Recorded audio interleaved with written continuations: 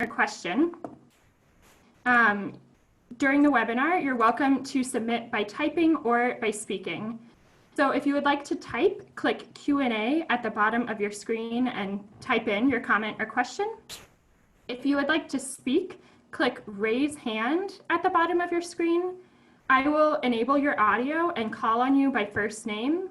A pop-up will appear in the middle of your screen. You'll click OK to unmute yourself, and then you can share your remark with our panelists. So we already have about 40 attendees on this webinar, so we may not be able to respond to every comment and question, but we will do our best to address as many as possible. So to get us started, Aman and Jill will share some brief remarks about Middlemarch, including answers to your pre-submitted questions. Again, please submit any questions or comments by clicking Q&A to type or raise hand to speak. Aman, take it away.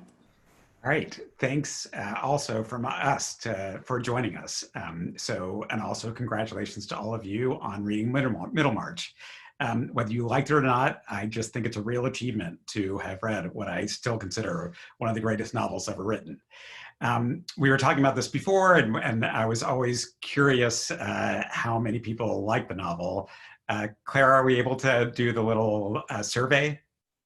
Yeah, so, as I'm talking and as Jill is talking, if you could just, tell us whether you liked the novel or didn't, or just thought it was fine. At least I would be interested in the answer to that. So we only got a few questions in advance. And one of them was, why is Middlemarch considered a great novel? And I would love to start with that. And at least I can talk a little bit about why I think it's a great novel. George Eliot is clearly a genius, and she's a particular kind of genius in the sense that it's not just that she has this kind of artistic ability, but she also has this kind of incredible knowledge of science, history, philosophy, politics, that she understands so deeply all these things.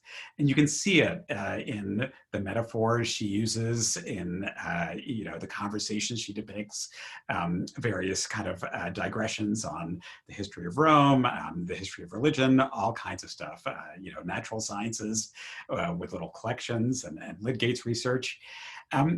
But she is an artistic genius as well. And the way I kind of think of her artistic genius is that she's got this theme in Middlemarch that I think I want to say is a three-part theme. And it's kind of amazing to me how she works it into just so many plots and subplots and even individual scenes and individual characters with just this kind of astonishing rigor and gracefulness. So to kind of talk about that theme, I think I could put it into three parts. And part one would be this. Almost all of us, even the most well-meaning, tend not to see other people as real people. That is, we think about other people as if they exist just to make our desires reality. And we don't think of them as having their own ideas, desires, and limitations of their own. And so we are often surprised and frustrated when we realize that the people in our imagination don't match up with the people who actually exist in the world that we really encounter. And so this error is common to a number of characters in the novel. Most obviously, Dorothy and Lydgate each have these kind of great ideas about how they will show their significance to the world and how the world will just receive and assent to their amazing ideas. So Dorothea sees in Casaubon someone who will make real her ambitions to be at the forefront of the progress of knowledge, of intellect and faith, and who will assist her in doing such good deeds as building new cottages for the poor. And Lydgate sees in Middlemarch a town that will appreciate, or at least not interfere with, his medical reforms and his own scientific research. Lydgate even sees in the merchants he's indebted to people who are kind of like him, who don't really care that much for money. And he sees in Rosamond someone who has her, not as someone who has her own dreams and desires, but simply someone who will help him further his. And then in turn, Rosamond believes that Lydgate will wish to further her aims of moving out and above the social ranks she finds so dull and middling. But this error is also true in more minor characters. Fred Vincy takes for granted that Featherstone will act as he wants him to by leaving him at Fortune. Bulstrode believes the world will see him as the morally, religiously upstanding figure that he wants to, that he thinks he is.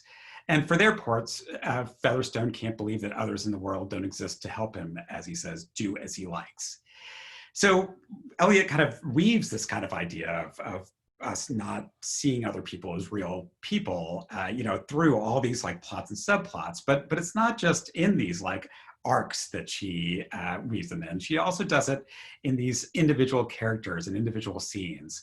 So like the scene when Fred is so confident that he'll be able to trade his horse and make money to pay back the Garths, and he finds out that the horse merchants in the world generally just don't have the same ideas as he does.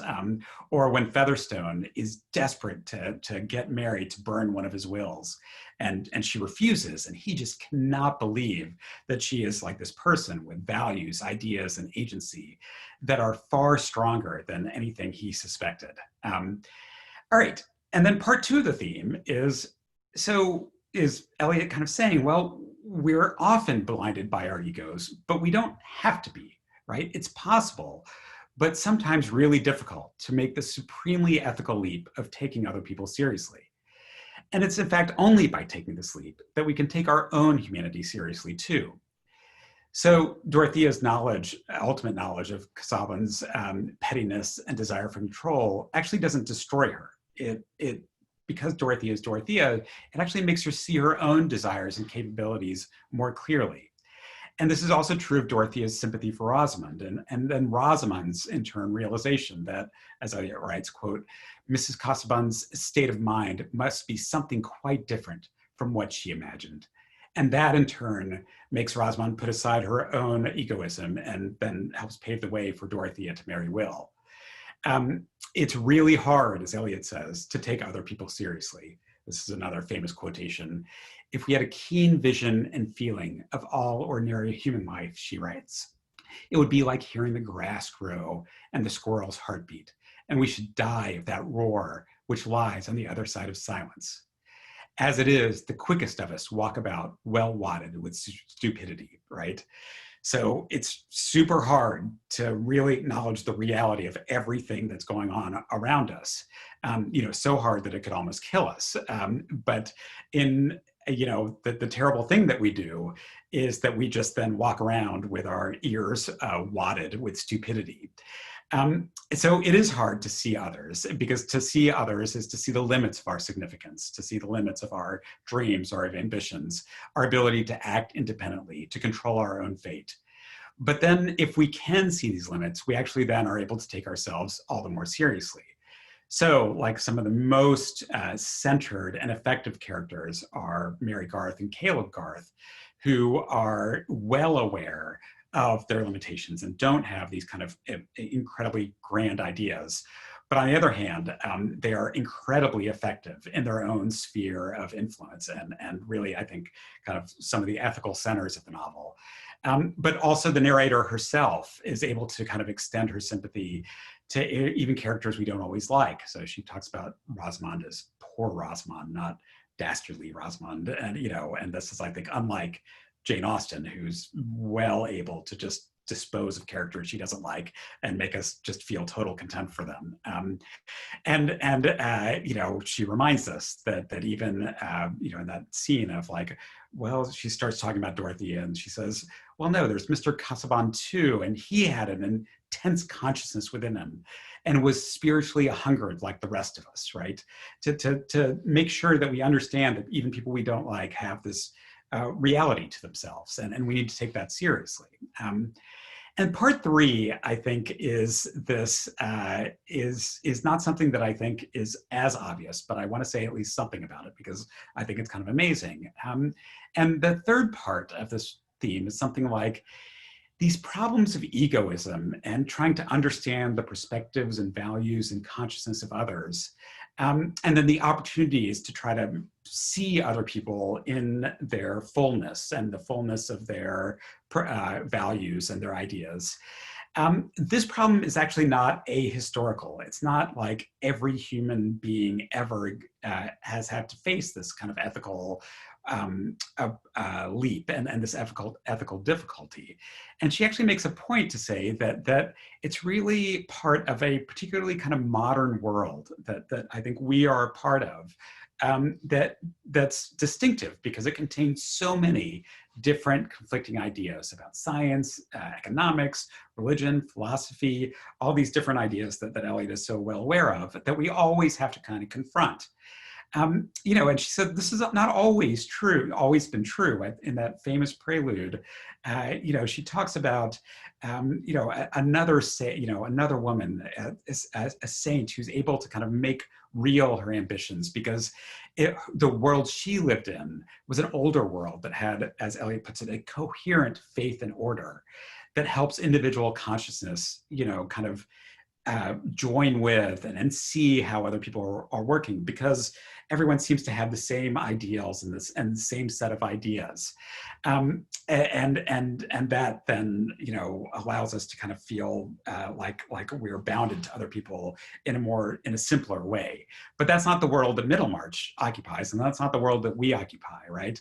And in its own way, then Middlemarch is aware of its own limitations. It's really saying like, the truths that Eliot is telling us are not true of everyone everywhere, but they are true of the modern world we inhabit. And this kind of self-awareness is, again, it's in a way, for all the greatness of a novel, it is a kind of humbling sense that Eliot gives us of her project. And again, part of her point, I think, is that this is both humbling, but in the end, deeply empowering and deeply humane. All right, so that's my 2 cents, and Jill. Yeah, that's great. I'm going to pick up on some of the things that Aman said. Mostly, we're emphasizing this business about the ego, and Eliot's great, I think, energy for the idea that we need to constrain the ego. And what I want to do to drill into that idea is take the character that we may think is our heroine, and if anybody doesn't have a problem with ego, it's this character, and that's Dorothea. We start the novel with her, and I think we are disturbed to see this young woman, this beautiful young woman, smart young woman, engage herself to this older man who seems very dry as dust. And we don't understand how that relationship comes to be, and we're frustrated with Casaubon, moreover, when he does manage to enter into this engagement and isn't even aware of how lucky he is, right? And so in that dynamic, we may be tempted to think about Dorothea as the kind of victim of Casaubon's egoism, right? He's not seeing her for all that she is. But one of the things that I think Aman is saying, and what I would reinforce, is that Eliot's novel just doesn't work that way. There really are no good guys and bad guys and victims and heroes, because in the same way that Casaubon engages himself to Dorothea, because he has this idea of how he wants his life to be, regardless of who she is in particular, right? He just thinks he's ready to be married. In the same way, we can look at Dorothea, and when we really think about it, we realize that she's not seeing him either, that she's also got an agenda. Everybody in this novel is out to get themselves served, is out to kind of fulfill their ego regardless of the other. Eliot is very attuned to self-other relationships and the blindedness of the self. And so what Dorothea is trying to do is she's trying to attach herself to someone who can give her life meaning, because she feels like she has this kind of trivial day-to-day life in her bumbling uncle's house. And that Casaubon is this great man whom she can assist in his work, and that will give her own life purpose. So I really want to underline that idea that this is, in both cases, we have an example of egoism. And I just wanted to point to a couple of passages too. If you wanted to turn here, you could. You don't need to, because I'm going to read them out and they're short. But this is, what's interesting is that Eliot is such a careful author. She gives us figures and images that then run throughout the whole text in subtle ways.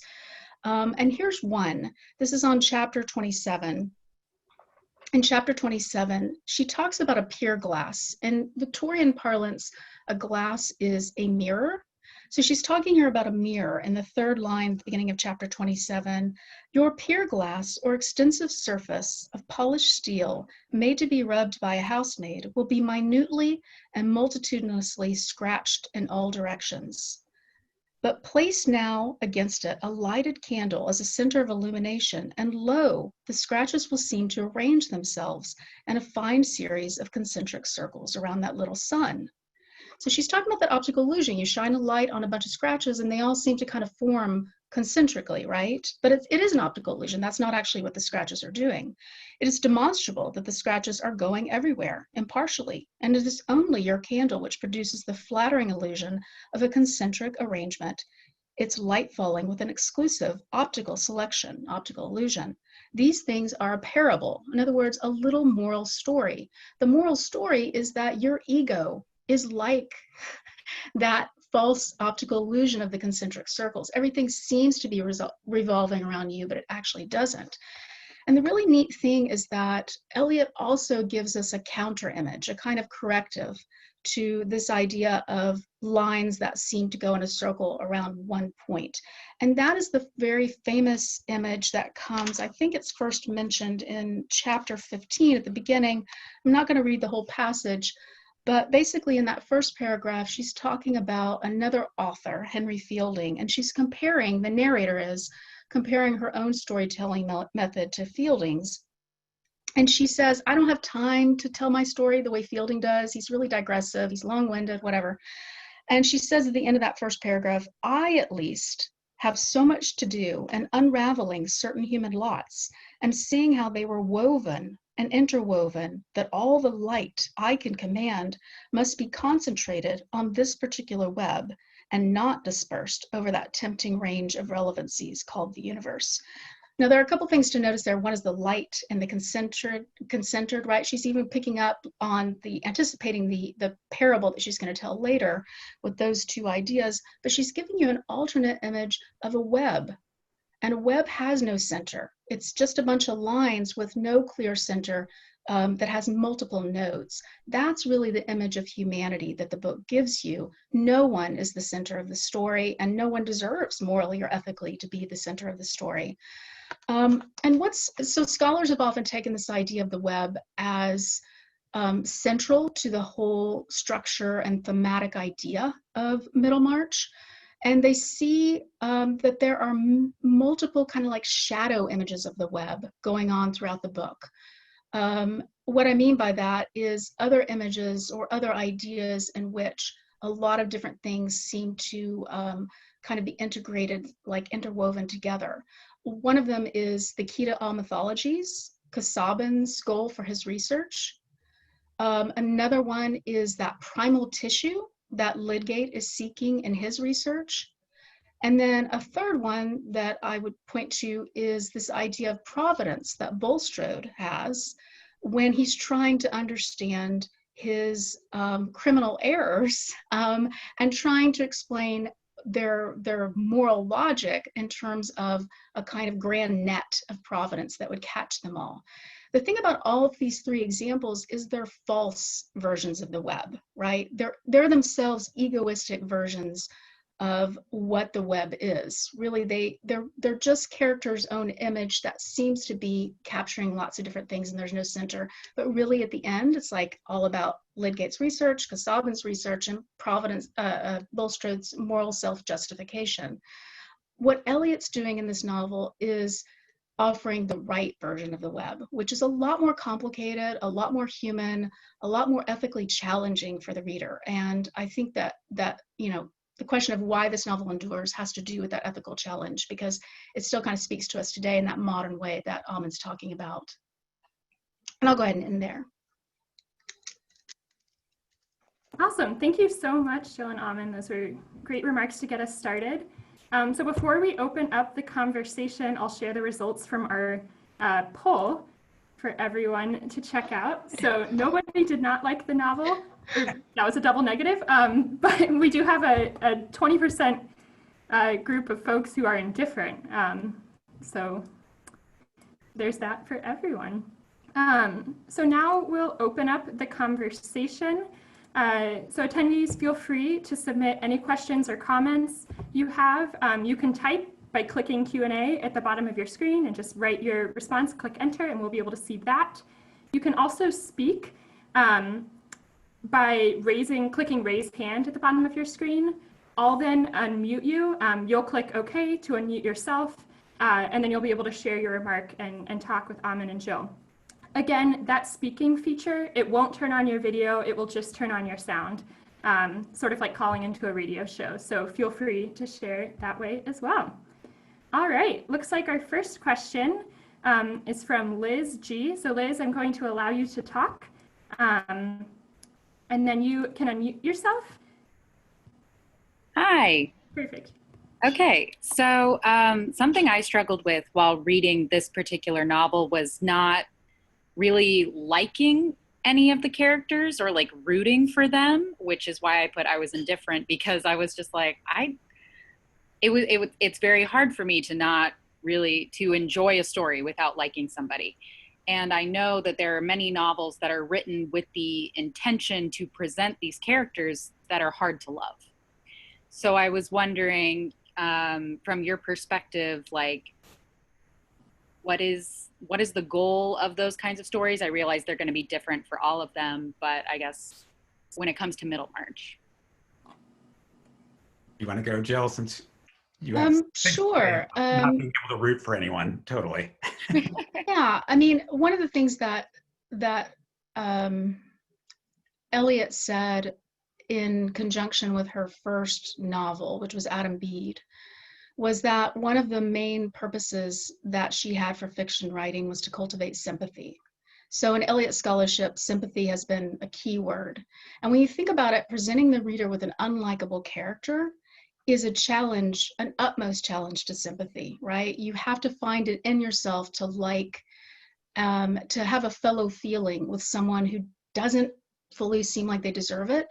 What we've just said about egoism applies to the reader as well, right? Like, it's kind of like she's saying, check your own ego. It's not about you. You just need to, and not you particularly, but, you know, anybody, right? Like, I do feel like sometimes we lean a little bit too much on that sympathy reading of Eliot. I think there are limits to that, but I think that would be my first answer to your question. That's a great question. Yeah, and Eliot loves this. Her last novel, Daniel Deronda, you know, the first book is actually just called The Spoiled Child, as if she's saying, even before you get here, you are not going to like this person, you know. But I also think not everyone, you know, it's easier for some people to identify with like Dorothea's mistakes in particular, like, and not always. I mean, I was talking to someone and she was like, you know, Dorothea, she's just so like, you know, she's so self-effacing. She's so like, you know, it's obviously like she's making all the mistakes and the mistakes are obvious. And I've always been like, well, haven't we all made these mistakes? You think you're going to do this, you know, you think that love works this way, but you're not exactly, you know, you fall into this, you know, problem and you know, you make all these mistakes. And so I do think, you know, she is really asking for you to not just root for these characters that are imperfect, but to see the imperfections that we all embody, that we make these just so fundamental mistakes about literally everything, and we bumble along and we just don't realize it. And so it I don't know, some people can, I think, identify with these characters better than others. I think that's true too. Awesome. We've got a question from Christine. Do the last two sentences of the novel suggest that the ego, the existence and ideas of the individual, is still the most important force of human life? I'm gonna have to look up the last two sentences. So I can write. Yeah, go ahead. It's one of my favorite things, right? But the effect of her being on those around her was incalculably diffusive. For the growing good of the world is partly dependent on unhistoric acts, and that things are not so ill with you and me as they might have been is half owing to the number who live faithfully a hidden life and rest in unvisited tombs. All right, so I want to like Jill's, I feel like the one key to this is really Jill's kind of image of the web, right? The incalculably diffusive, right? It's like you literally can't, figure out exactly, how this person's acts will, affect and make things better. It's just impossible to really quantify, to single out, because that web is so diffuse. And so, right, I mean, in a way, Eliot is not someone who's like, oh, egos never matter. I mean, she's not like, oh, we should just all surrender ourselves to the matrix, and give up on all individuality. But rather, she's really saying like our individuality is part of this, incalculably diffusive whole that is ever changing and you can't quite put your finger on. I think it's an amazing ending. Yeah, I love it so much. Yeah.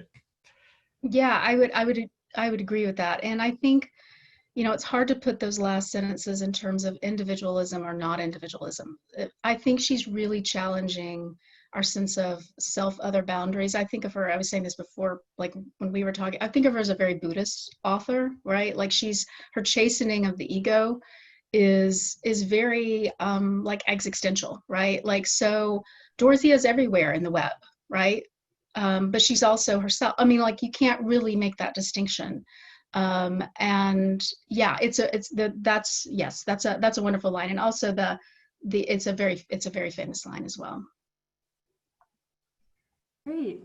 Our next question will be from Tricia. Tricia, I'm going to unmute you. Hi, and I wanted to kind of go along with that. I felt like it took about 200 pages to feel like I was even game for this. It's like I was going for it, but I was definitely losing steam here and there, but it still kept bringing me back. And I think she stays, to me, I think it's not until you kind of live with this book a while that you do care. Because to me, it's so much in your head. She intellectualizes so much about, and the characters seem like they're kind of intellectualizing their own lives, and so the heart of the novel is really buried in there. Because I think it seems like you stay in your head a lot with this novel until you finally see the humanity. I guess, so that would be my comment, that I thought it was hard to engage with this for literally hundreds of pages. And then you are rewarded. So this is delightful. Thank you. Yeah, I mean, and I think there is this like slightly deformation, in the sense that scholars like this novel, like George Eliot, because we all aspire to be super smart. And unfortunately, you just kind of have to give up to be as smart as George Eliot. But I do think that's totally fair. And it's one of the things I often think about is like the sheer intelligence on display and the intellectualizing, like what is that all about? Is it just about knowledge? Is there something else kind of going on there? But it is really pronounced, and it does, I mean, I do feel like among English PhDs, especially in the Victorian era, this always has this force of like, oh, if we could only be like George Eliot, like this is the greatest, whatever, the subjectivity that we could all aspire to. So, and not everyone has that trip, right? I mean, it's a trip that scholars would have, and then, then the problem with Casaubon of like, oh, but aren't we just like Casaubon? Like we're all looking for this key of mythologies and we're so pathetic and horrible. And so like that whole intellectual part of it, it's hard. I guess what I'm saying is it's hard for me to comment on because it just hits so close to home to like what I've chosen to do with my life. And so it's like, it's super deep for professors, I think, is the only thing I would say. Yeah. Yeah, because Sabin, when you teach a graduate class and when you first read the novel as a graduate student, it strikes fear in the heart because you fear that you are him, that you are all kind of on an intellectual mission that has no end. So yes, there's a lot of identification to be had there. And I will just say, in case it's not obvious, Eliot is legendarily brilliant. I mean, when people talk about the Victorian period, she is the one. She is just was like a polymath. She knew everything. She had it at her fingertips. She knew multiple languages. She read hard philosophers. She was up on the latest science. She translated it from the German. She, I think, I don't know, I don't know. No, that was Elizabeth wrote it. But anyway, so that it really, like Aman was saying from the beginning, the fact that people finished this novel, I mean, the first time I read it, I was like, it's hard, it's very hard. So yeah. Our next question from Linda, speaking of George Eliot, could you please discuss the author's own life and how her personal experiences informed her writing? Why don't we, Jill, you start, and then I'll say what I know. So her personal life was fascinating. Two of the key events in her life were that she grew up evangelical, which, so she was a very kind of strict Christian. And then she became acquainted with a free thinker and moved away from her religion when she was a young woman. And so that really informed her ethical and humane sense you see here, which even though she's mentioning a religion a lot, her ethical and human sense is not attached to institutional religion. So I would say that's one crucial link between her biography and Middlemarch. The other thing that's very interesting about her, although maybe I'll give that to you to say, that Aman, if you want to talk about that. The religion stuff? Well, no, the other thing I'll just quickly mention is that she lived with a man for a lot of her adult life who was already married, whose wife had committed adultery, and because he had basically condoned it, he was not allowed to get a divorce from her because of Victorian divorce law, and so he basically lived as a married man with George Eliot, and that was as shocking as it sounds for the Victorian period. So yeah, and it's in a way, one of the hard things that scholars have often remarked on is that there's no figure like George Eliot in any of her novels.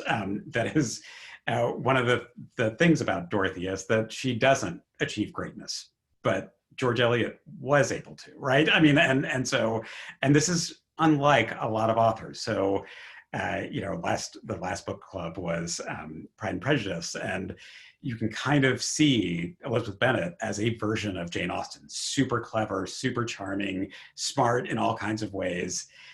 But there's no one like that in Eliot's novel. So in a weird way, she did try to kind of distance herself in some important ways. And so there, like as Jill said, she was a rule-breaking figure, and there's no one really like that has this kind of will to power over the social world that she lives in. It's totally rebellious and is okay with that, and things work out okay with them. And so, but I think the religion thing is one of the key ones, because that trip is one that she comes back to over and over again with Dinah and Adam Bede and with others, these figures who start by believing that religion, if it's not the key to a meaningful life, is certainly a huge part of it. So that's part of what attracts her to Casaubon is that there's this faith element to it. And then by the end, she has this other kind of ethical idea that's really about human relationships that's most important. And this is really informed by, she translated this German thinker named Feuerbach, who wrote The Essence of Christianity. And that was his basic thesis, that we basically put into God all these human aspects that are really within us. And that's a mistake, because once we say that God has all these things, and we don't, that we don't have the charity and the sympathy and all this kind of stuff, then we're kind of forever ethically doomed. And so in a way, this is one of the things she really, that journey from thinking of salvation in terms of something purely spiritual to thinking of salvation in terms of human capacity and human interaction is something that I think is deeply personal for her, as Jill was saying. Yeah. So thank you to Liz and Susan for these two questions. So why did Eliot not publish under her own name? And why do we still call Mary Ann Evans George Eliot today?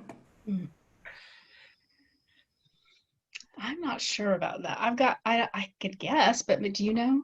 I mean, we do kind of know, right? And just to give a little bit of historical background from what the question, where the question comes from, it's like there were these women authors in the Victorian era who started off by taking on men's names. So the Brontes are the most famous, Currer Bell, Acton Bell, Ellis Bell.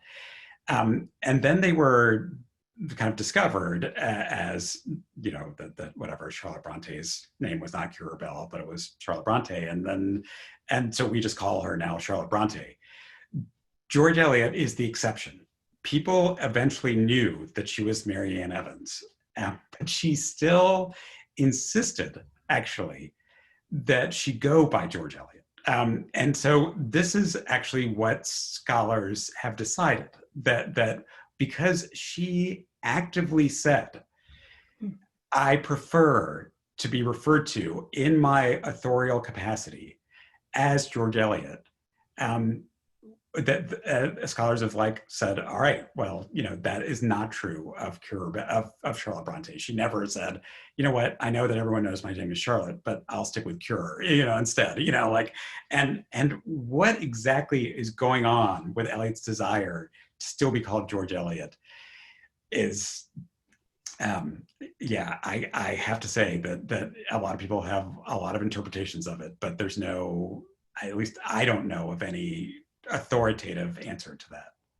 I don't know of any authoritative answer either. I think it may have something to do with the fact that she was living with George Henry Lewis. And so the pseudonym gave her a degree of privacy that kept her public reputation separate from the scandal of her private situation. I feel like I read at some point that when her real identity became discovered, that that was an issue, but people kind of got over it. But I'm not quite remembering fully the biography there. Right. And it, as you can imagine, her relationship to her femininity, is an issue here. But I don't think anyone has any kind of conclusive, answer to it. Returning to the novel itself, Christine wrote, so the web motif suggests that a sense of collective humanity overpowers any individual or partisan interest. And she also asked, how do the political and historical themes in the story play into the organizing principle of the web? That's a great question. Yeah. Do you want to take the first part and I'll take the second part? Sure. So the first part was about the web motif suggests that a sense of collective humanity overpowers any individual or partisan interest. I would say no, because I think that idea is more of a, for instance, a current idea, right? Like if we go protest in the street, that collective energy is going to have more power than individuality. I would say I don't think she thinks in terms of the collective. I think she thinks in terms of the small and the complexities of the self and the other in really close interaction. So, which is in some ways a harder moral and human exploration than to say, okay, individualism is bad, but collectivity is good. She's giving us again, this is why the novel is so challenging. Yeah. Yeah, and I think that's going back to the question about, all right, it takes 200 pages to get into it. And that's the thing about long novels, right? one of the things I always say is like, that I like to teach is like, it's not the case that everyone wrote novels from the beginning of time. Actually, the novel is a fairly recent kind of invention. It's only been the last couple of 100 years that people have been writing novels. But novels are particularly good at this one thing, which is kind of what Jill said, is actually to present a lot of different characters and their interactions with one another. And I think that's right. That shouldn't be confused with the collective, because in a way, the collective is not novelistic. It's, again, if you wanted to kind of think of the collective as just this mass that all has one opinion about whatever, that's not what a novel is. A novel is like a lot of characters, all at once having these complex interactions. And that's why I think it's so hard. That's why the novel's partly so long, is that she really wants to say, like, there are a lot of people and they all have a lot of ideas, and the relationships are super complicated. And therefore, it's going to take us a long time to chart it all out, even partially. Just in terms of the historical part of it, she is very precise in setting Middlemarch around the reform bills of the 1830s. And the reform bills of the 1830s were actually these very consequential moments where a modicum of democracy was introduced to British political systems. So like, it used to be that really the House of Parliament were controlled by these huge landowners, which are still people who have a lot of power in Middlemarch. But then the reform bills, gave a little bit more power to the people, a little bit. And I think that's exactly this kind of issue of part of that idea of democracy is recognizing the importance of the individual, right? That's why we have one vote, one person, or that's the ideal, the idea of that we are all supposed to be able to pursue our own happiness, right? Is fundamentally this kind of democratic idea of how important the individual is. And so, again, though it's imperfectly realized all the time and it's more complicated than that, but I do think that historical moment where the very idea of what the status of the individual is and how much it'll affect the course of politics is partly why, what she's interested in and why she sets it at this very consequential moment in the 19th century around the reform bills of the 1830s. Tricia asks, Mr. Raffles is an unsettling character. What role does he play?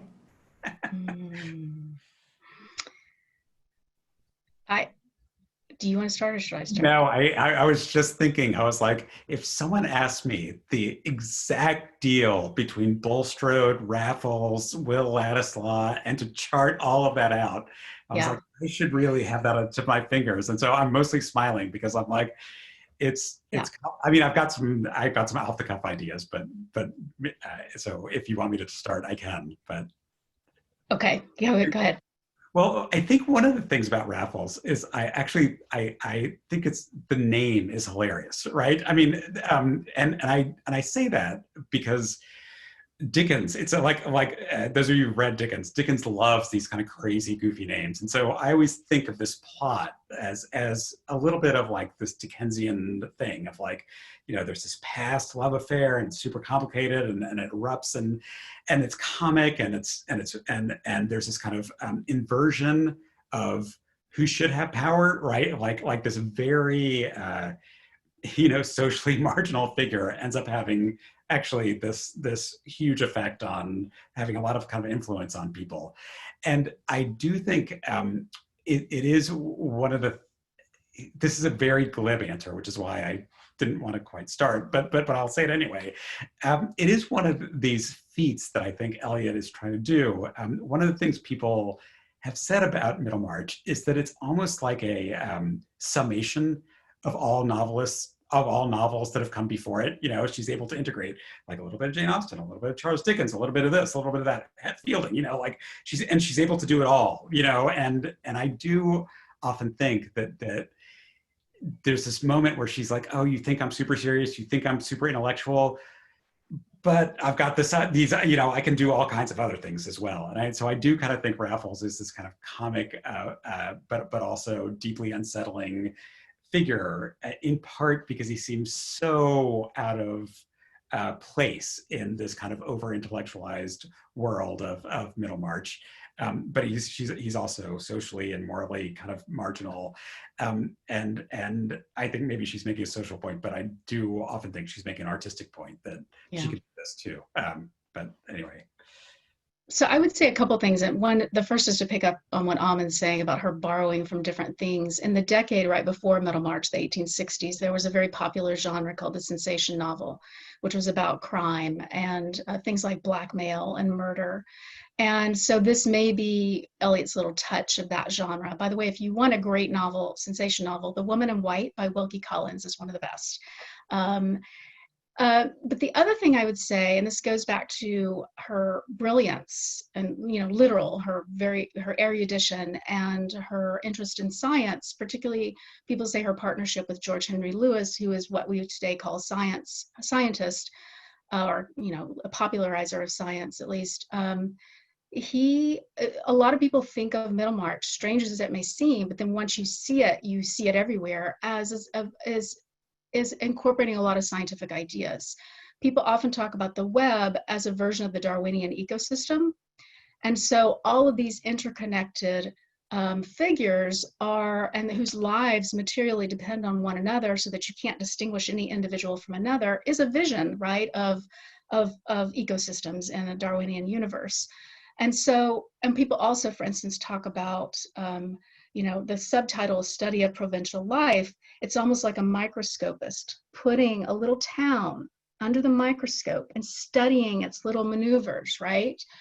With all that in mind, the way I think of Raffles, the metaphor gets a little bit askew, but I think of him as like an invasive species, or like another, to think that so there the metaphor is on, but the way I was thinking of it before was kind of like a virus, basically introduced into a system that Bulstrode thought was ordered, right? He had a handle on his life. He's like ruling the town with his money, whatever. And he's all arrogant about his position in the town. But then in comes Raffles, whose name is significant, it seems like. I need to look up Raffles to see whether it indicated chance. But Eliot is very into the idea of chance. And this is the other flaw of egoism, is to think you're ever in control of your life, right? Like anything can happen. So, yeah. Paul asks, Middlemarch always feels claustrophobic to me, while Daniel Deronda feels expansive. Part of this is just the difference in setting, but there's an outwardness to Deronda. Can you comment on the sense of claustrophobia in Middlemarch? I can, do you want me to start, Phil? Yeah. Sure. I have to say, I love Daniel Deronda, and in part because Eliot kind of goes off the rails. Like, so one of the things about that she became very interested in, as she was writing is trying to have these two characters and have them be distinct and then have their fates kind of interact and interrelate in these unconventional ways. And she does that so well with like Lydgate and Dorothea. And what everyone says about Daniel Deronda is she's not able to integrate the two main characters' stories of Daniel Deronda and Gwendolyn Harleth. But part of the reason is that her ambition in Daniel Deronda is just bananas. I mean, it is just like, she's got this mystical idea about the origin of all religion and statehood and so I actually do think the well-craftedness of Middlemarch can be a put off to some people. Like it is something where her reach and her grasp are totally in tune. Like what she's looking for and what she's able to do are exactly right. Whereas in Deronda, what she's trying to do, it's like, one could call it kind of a failure if you want to say it. But to me, that's like, I like that more, like I like that sense of you really tried to reach for the stars and you didn't quite get there, and therefore things are more disorganized, but therefore maybe less claustrophobic, because it's not so well integrated and so well crafted. But I do simply, it took me a while to start to appreciate just the craftsmanship of Middlemarch and to think of it as just something I need to admire rather than to feel like, oh, but isn't it better when artists try to do something crazy, even if they don't quite, make it happen or something like that. Yeah, and I would just add briefly that I think what makes Daniel Deronda seem more open is Daniel's plot, which does have a very utopian Zionist ending, right? Like he's going to go over and create a homeland. And whereas Gwendolyn's plot, and people have talked, it's kind of that novel is legendarily split. Like I think Aman was saying, the two plots don't mesh very well. But Gwendolyn's plot is actually very claustrophobic. It is very much a Victorian woman's plot in the same way Dorothea's is, right? She's in an unburied, she's in a tomb as well, unburied tomb as well at the end. She's kind of just left and she says, I'm going to try to live, right? And so I actually see links between Middlemarch and the Gwendolyn part of Daniel Deronda. Speaking of Dorothea, a question from Christine. Dorothea gives up her financial power in order to marry Ladislaw. What does that say about the reform bills forcing the relinquishment of power? Reform bills. Well, I mean, I can talk about it. It's like, this is one of the things that is a real issue for writers in the 18th and 19th century, which is once you are relying on people with inherited status and wealth to control the world, it's always backwards looking, because everyone's status and everyone's money depends on what has come before, not what they're making, what their own capabilities of. It's a kind of anti-progressive system. And I do think part of the trip that Eliot is trying to do, and this is true of the Fred Vincy plot as well, where he essentially is like, I'm not going to rely, or he wants desperately to rely on inherited wealth, which is again, would just allow him to do nothing, right? That's what he wants. He just wants to go around and ride his horses and marry and not do anything. And Eliot is like, no, you got to get to work. You got to actually do something with yourself. And I think that relinquishing of inherited, it's not exactly inherited, but money from her husband, which was then inherited by him, is really a kind of saying, the future of the world can't just be tied to the past all the time. It needs to have that individual effort and individual agency that actually inheritance prevents from expressing itself. Yeah, I would agree with that. And to point to the title too, people often, I think, interpret the title as, and the fact that she's backdating the novel to, I guess it would be the 1830s. And it's this kind of march forward in historical progression away from the power of the aristocracy towards the power of the middle class. That's the other thing about Middlemarch. And the economic power of the middle class is a kind of earned wealth, right? Not a given to you wealth. So the fact that Dorothea is giving up her money is very much together with those reform bills, because they did empower the middle class, at least again, in a symbolic way. Yeah. We have a question from Eliot asking, how has Eliot scholarship changed since the 1970s when my wife wrote her PhD dissertation on Eliot? I can again start by... Yeah, go ahead. I guess I want to pick up, I'm going to use this to pick up on something Jill was talking about with the Darwinian, the science stuff, because I think that's got to be one of the biggest changes about how indebted we can see Eliot's plotting, her sense of character, her sense of how things interrelate to these kind of scientific debates. And I think that's been really crucial. And one of the things Jill was talking about is this idea of, once you kind of think about a Darwinian ecosystem, it immediately suggests that no one person, no one thing has so much agency over it all. And in fact, going back to the Raffles question, there's this pretty famous quotation from Darwin about how the relationship between bumblebees eventually affects how many cats are in a neighborhood, and he goes through these things like, well, the bumblebees do this to the flowers, and then the flowers, or no, how many flowers affects cats or something like that. And he's like, flowers do this to the bumblebees do this to the mice do this to the cats, and so you never expect how one little change on one part of the ecosystems will just have this huge effect, and that's a little bit, again, kind of thinking about that in terms of how Eliot doesn't just take the terms of science, like when a Fairbrother is telling us about all the insects and stuff he collects, or Lydgate's scientific researches, but really, these almost deep existential points that science gives us of like, you're not in control of stuff. Things are unimaginably more interconnected and more complicated than you can grasp. And she kind of does this on the level of plot, like, Raffles is like the flower that changes, that then affects, the presence or absence of cats, and I think that people love, from George Eliot to all these people to Pearl, Brillmeyer, like that has just become like a cottage industry about science and George Eliot. I think that's one of the big things.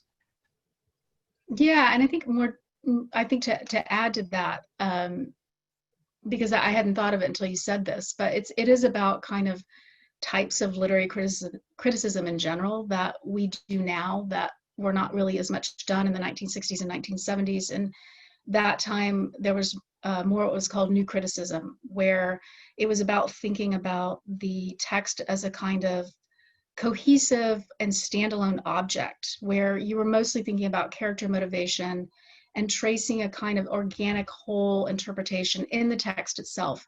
You weren't thinking about the influence of culture and history on the text.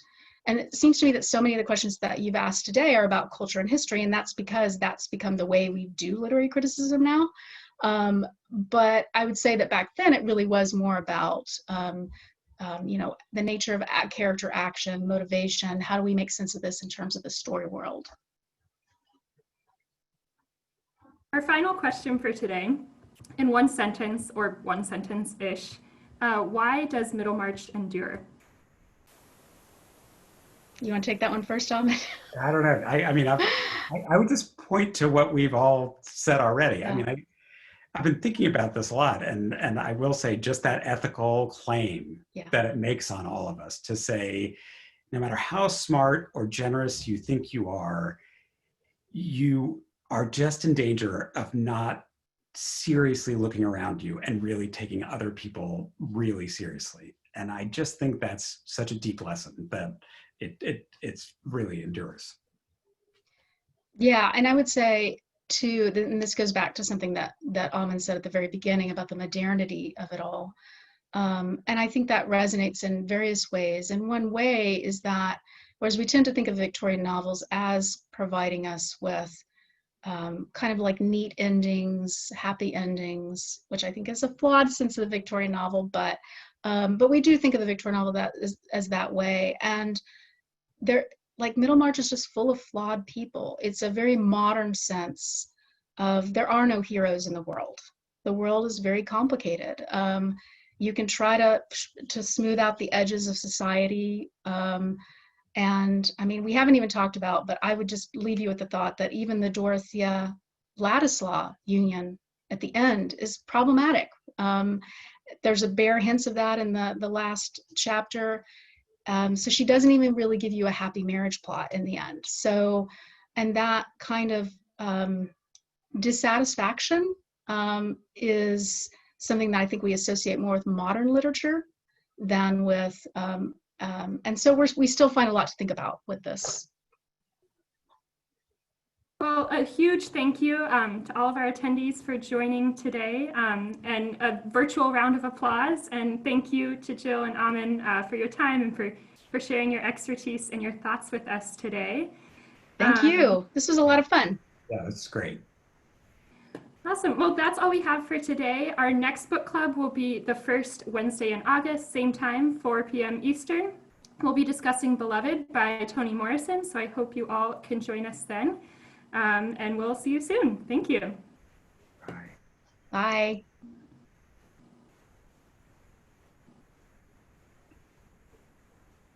Did Aman leave?